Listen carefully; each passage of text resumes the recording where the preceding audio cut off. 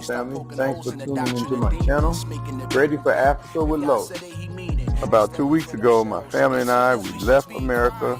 We flew to Africa, East Africa, to Tanzania, Dar es Salaam to be exact.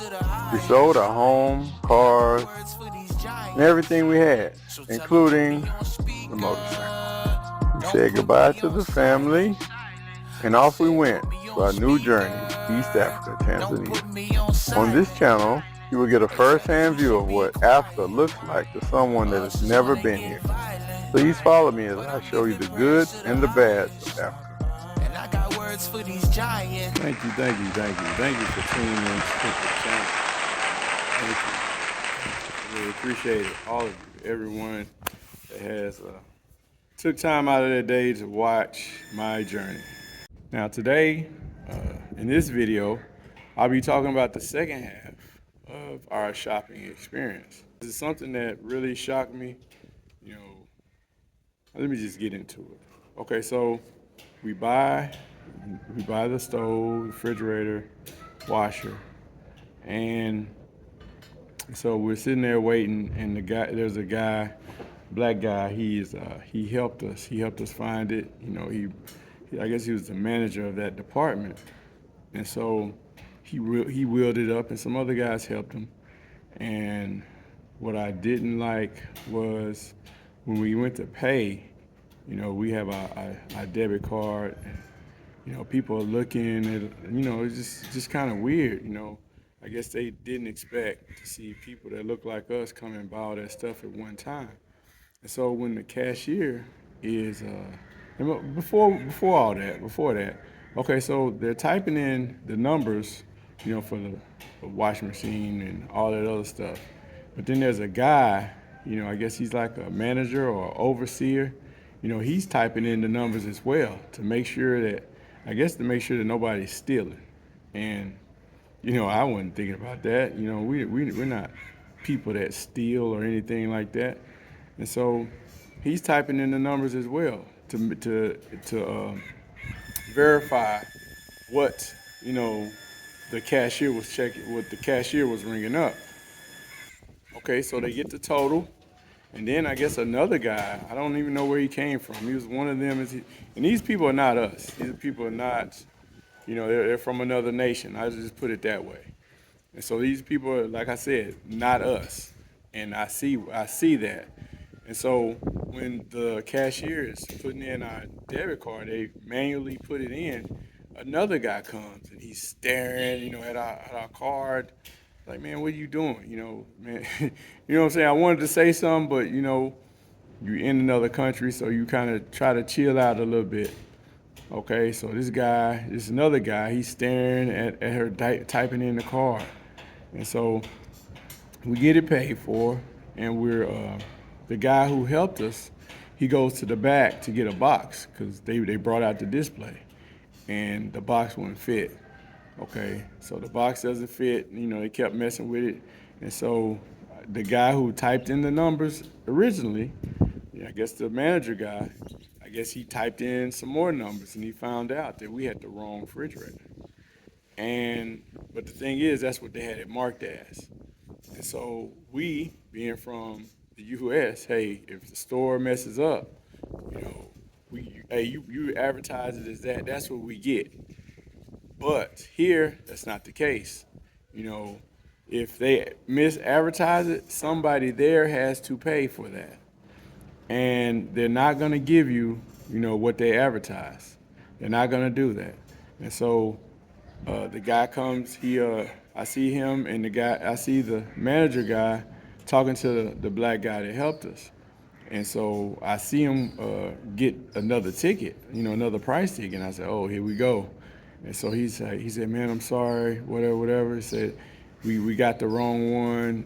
We're gonna have to get you this other one. Which the other one really wasn't that much off, but is the fact that my wife wanted that one. And so I helped the guy wheel it back. I'm upset. I'm really ready to go off. On the manager. I just didn't like his attitude. He didn't say nothing, but you know it when you see it. Those people that think they're better than you, and when really they're not. And so I didn't like his attitude, and I was really about to go in on him. But before I did that, I wanted to help the brother put the refrigerator back. And so I'm helping him put the refrigerator back and get the other one. And he tells me this, he says, man, I'm probably gonna get fired for this. And I was like, what? Why? I said, did you mislabel it? He says, no, I didn't know that. And he says, yeah, they're probably gonna fire me. And so I'm trying to process this whole deal about why would he be getting fired for something he didn't do.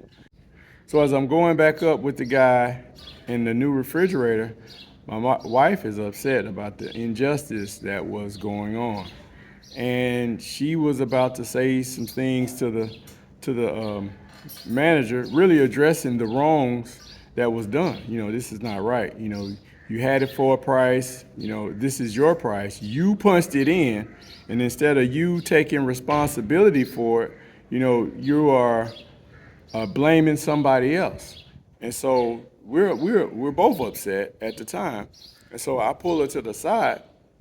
I was like, look, this guy said he's probably going to get fired for them mislabeling a refrigerator. And at that point, we see the injustice. We see how our people are treated. That's wrong.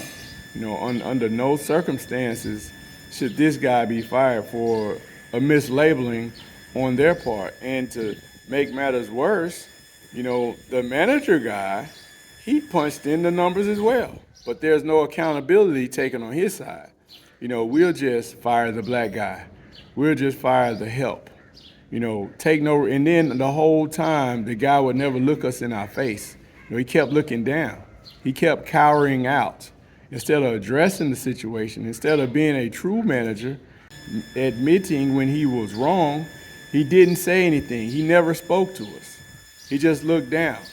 And things like that get me upset. And just to think that this guy was about to be fired, and I don't still to this day, I don't know if he got fired or not. All of our appliances would not fit in the car that we had, so we had to make 2 trips. Okay, so my wife volunteered to stay because it wasn't all going to fit, and so we went and we dropped the appliances off, and as we come back, the guy is still there. I'm asking my wife, is he still here? Is he still here? He said, yeah, he's still here. And so he helps us. The last thing we had to put in was the refrigerator because it was the biggest thing. So he come and help us put the refrigerator into the car. And the guy, he said, I asked him what happened.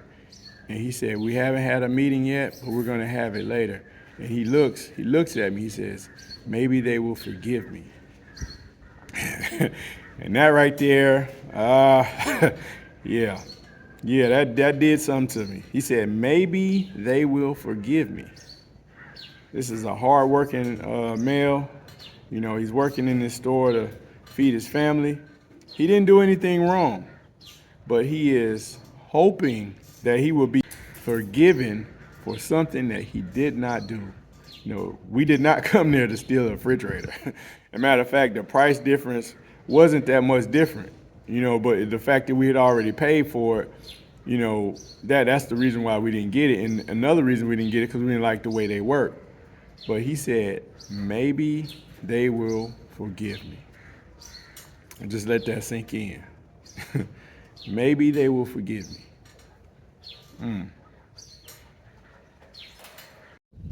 So I'm going to read a scripture. Hold on. Proverbs 29, verse 2 says, when the righteous are in authority, the people rejoice. It also says, but when the wicked bear rule, the people mourn. Our people are mourning. Why? Because the wicked are bearing rule. They're bearing rule. Wicked people. Only a wicked person will fire a man for a mistake. A hard-working man, a man that cares about his job. The wicked are bearing rule. Okay, if you're from this area, if you're living in Tanzania, you'll know the store, but I'm not going to say the store's name. This is the same store that has armed guards in the parking lot. For what? Why would you need armed guards in the parking lot of a grocery store? And they're not armed with handguns. They're armed with pumps, shotguns. So if someone did steal and they had to shoot somebody, a lot of people would get hit. And so this is wicked.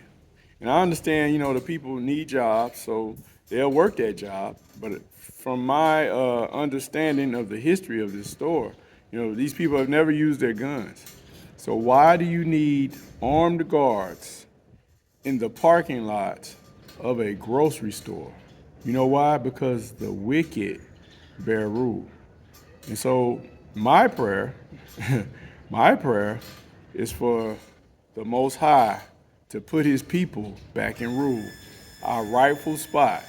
We gave it up, and part of this is our fault for not keeping the commandments, for going after these other nations. Part of it's our fault. The wicked wouldn't have been able to bear rule if we did what we were supposed to, but we didn't do that. And so, once again, I say it, part of this is our fault. However, when the Most High puts us back in position, we won't lose it again. We won't lose it again. These people won't be mourning again because the righteous will bear rule. And that's all I have for you today. If you got anything out of this video, please like and subscribe to this video. Subscribe to my channel. Leave a comment. Hey, if you think it was right, hey, let me know. If you think it was wrong, let me know that as well. I love to hear your comments. Was this guy right? Should this guy have lost his job? You let me know. That's all I have for you. Shalom and peace. Now, if you were in my situation, what would you have done differently? What would you have done the same? I'd love to hear your comments, and I will respond. Shalom.